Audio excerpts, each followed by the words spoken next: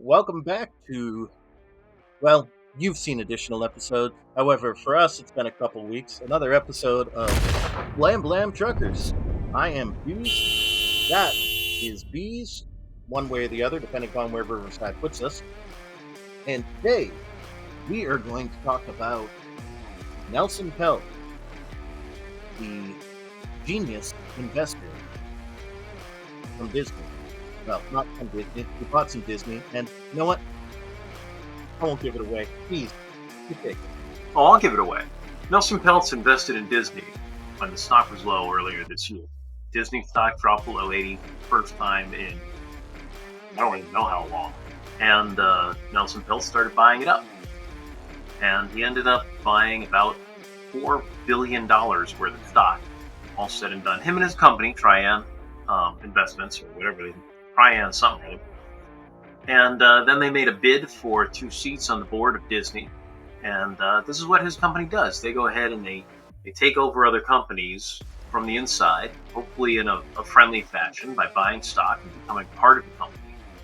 And then help those companies make decisions that make them more money. And in turn, make the Trian Investment Group. It's a pretty good strategy, actually, for making money, especially if you're good at really turning businesses around. However, with the vote, which we were leading up to it and talking about it here on Blam Blam Truckers, vote didn't go Nelson's way. It did not go the way of Trian. Are you raising your finger to get my attention for something? Nope, I just was raising my finger to put a link to the other video. Oh, okay. Sorry. I get distracted. Yeah, the vote did not end up going Nelson's way, which is fine. And we said at the time, hopefully Disney will turn itself around. But what we just found out this past week is that when he bought in somewhere around $80 a share, maybe 90, maybe 100, he just sold about a week ago at $120 per share, making a net profit of roughly $1 billion for his company. Now let's be very clear here. Nelson Peltz lost. He lost the election. He did not get the board seats. He completely lost in his bid to fix Disney. He lost. And now he's taking his ball and he's going home. But he's going home with an extra $1 billion. That is fantastic. I mean, if I could ever lose that way, that's the way to lose. It's a very Pyrrhic, well, not Pyrrhic. So a Pyrrhic victory is when you win at an incredibly high price. Maybe, I don't know what Disney paid to win those elections, how much money they spent on their advertising and all that. But it's not a Pyrrhic loss for Nelson Peltz. He made quite a bit of money for his investment company. It was definitely worth his time to buy this Disney stock. And who knows? If Disney stock continues on the way it was going before Nelson Peltz intervened, then it's going to drop again. Which is sad, but that's where it was going before Nelson Peltz intervened. So that's the truth. So maybe somebody else will come along who thinks they can, help Disney turn itself around and buy up some of the shares if they drop that low. Or maybe, and this is ideal for you and for me and for all of us consumers out there that love great movies and television and park experiences, maybe Disney will turn itself around. I really hope that's the case. I think Deadpool and Wolverine is going to make a decent amount of money. I don't know how profitable it's going to be because they spent at least $240 million just on production before advertising, and if you multiply that by 3, that's about 700 and what's 4 times 3? $720, 20 million is what they're going to have to make just break even. And frankly, that's about what the Deadpool movies tend to make. It's less than 800 million. Because Deadpool is an R-rated film, and this one's going to be R-rated as well. And that precludes bringing your children to. Most people are not going to be bringing their children to see an R-rated film. And that's where a lot of the money superhero movies make come from, is bringing their kids to see the movie. So, yeah. think we're heading back into the same problem Disney has had since 2019 with Star Wars, where they spent too much on the production of the movie, even though Star Wars, what was that, Rise of Skywalker? Rise of Yeah. Skywalker 2019 made over $1 billion. That's a lot, but it still wasn't a profitable movie because they spent so much money making it. So we'll see where Disney's going. We don't know. And anything you want to add about this, Buse? Um, I'm not saying that Bees is pessimistic, but I don't. I I'm a little pessimistic, to be honest.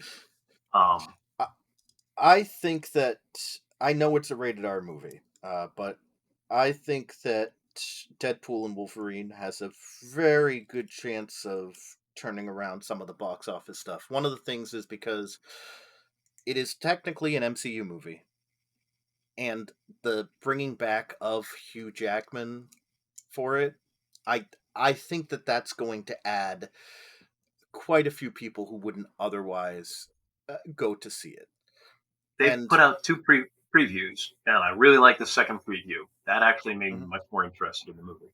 Go on.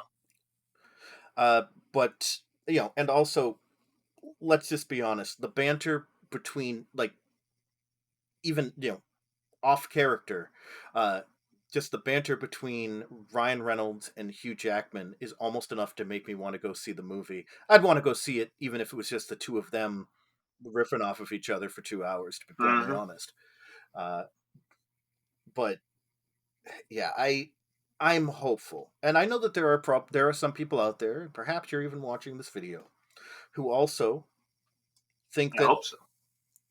generally that Disney is going in a good direction. Maybe you thought that maybe you're happy that Nelson Peltz is no longer fighting for a Fourth bit season. more input in the way of Mm. Disney, uh, or you didn't like a lot of the people who seem to support his bid to have more influence in Disney.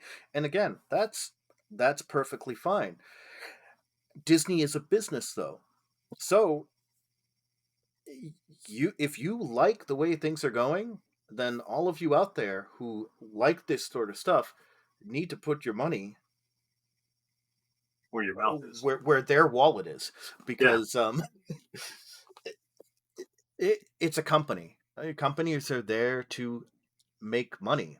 Companies are there to be profitable. One of the reasons Nelson Peltz is selling his shares or sold his shares is because he doesn't like the direction it's going. He is an investor, and he doesn't want his money going towards something when he feels it's not going to become more profitable. Or to put it Right or very wrong, simply, he doesn't want that's his his money to opinion. lose money. Right.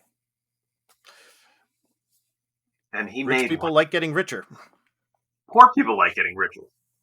Okay, everybody, most people like getting richer, but Yeah. rich people tend to try to use their money to make money, and if he doesn't see that his money is going to be going upward uh, at an upward angle fast He's enough, that he chose to do this. going And to in put the it somewhere end, else. hey, maybe this will be good for Disney, maybe not. Hmm. But time will tell, and you, the viewer, can vote, and you vote with your wallet as to whether you're happy about this sort of thing. If you go to see these movies, you go to the parks, you buy the Disney Disney branded stickers at your local Walmart or whatever, you're going to make them money, and they will continue in the way that they have been going. If you if you don't, well, then you run the risk of someone like Nelson Peltz actually taking control and moving it in a direction that other people might like. So just keep that in mind. Either way, Nelson Peltz made $1 billion for his company. That is great leadership right there. I want to tip my hat to the man. I'm not wearing a hat. This one. Yep. There you go. Um, Yeah, just fantastic. Kudos to Nelson Peltz. I hope Disney does turn it around. I don't see any movies that are really going to be turning it around. As much as I like Deadpool, which I'm not Deadpool's biggest fan. We all know that, but Ryan Reynolds is hilarious. Ryan Reynolds and Hugh Jackman together is hilarious, and I do like to see Disney succeed. But they're not putting out the kind of movies like I don't see Inside Out really. Inside Out 2 doing huge numbers. Moana 2 might, but that's a ways away. So we'll see what happens. And we've got one teaser trailer for Moana 2. We've seen a couple of trailers for Inside Out 2, and the advanced ticket sales aren't making me personally believe that it's going to be making a ton of money. So we'll see what happens. One thing to keep in mind when it comes to things like Moana 2 and Inside Out 2 and any of these sequels, again, people have now gotten used to the fact of, if I wait 2 to 3 months or less in some cases, and I have all of these streaming services, I'm gonna just be able to watch it. And even if they decide to delay it, like I think they delayed the Marvels coming out on Disney a little longer than they had on some other stuff, and I think I heard that they are planning on delaying. Oh, I forgot, but companies are trying to now delay further and further before it hits the streaming services, because they know, you know what, if I'm spending 10 to 15 bucks a month for a streaming service that's going to have a new movie out later. I mean, back in the day, I was willing to wait 6 months for it to be on video, sometimes longer, if you remember Longer from for way cable. back in the day. Uh, I can wait a few months. A movie has to be great for me to go to the theater now. Because you know what? I might not have the greatest sound system, but I've got a decent sound system. I might not have a wall sized TV, but I'm happy with my 42 inch. Like, I need a reason to go to the theater. Now, for me personally, I loved the last two Deadpool movies, and I enjoy watching Hugh Jackman on screen, and this movie looks hilarious. I will probably go to the theater to see it. But I also really enjoyed wow, now it sounds like I don't, but because I just lost my train of thought. Uh, wow, where was I going? What was I movie I was about? Oh, right. Sorry, I was a big fan of Ghostbusters. I didn't, I still haven't seen the Ghostbusters 2016, although I can personally say I watched my father buy it earlier today. Yes, Ghostbusters 1 and 2. But I didn't see the Ghostbusters 2016 movie. I'll probably borrow it from my father since I know he bought it today, a dollar at a flea market. But I really was excited for Afterlife. But you know what? Yeah.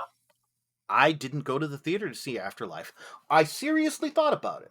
I seriously thought about it. I bought it once it was available for video on demand on, through Amazon Prime. I bought it through that. Although I'm going to be honest, I used a lot of my Amazon digital credits to buy that. So I didn't even spend as much money as I would have to for a ticket in the theater.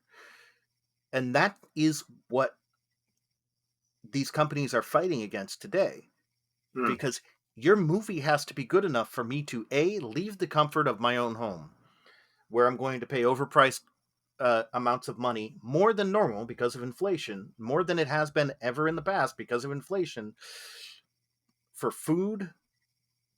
The ticket prices have gone up, and I've got to go sit in a place where I'm probably uncomfortable, unless you happen to have one of those really nice theaters with the nice seats, but those tend to be more expensive, so then add more money on top of it.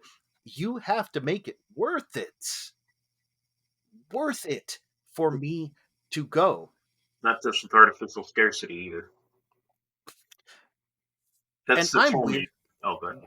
Yeah. Oh no, you're fine. Yeah.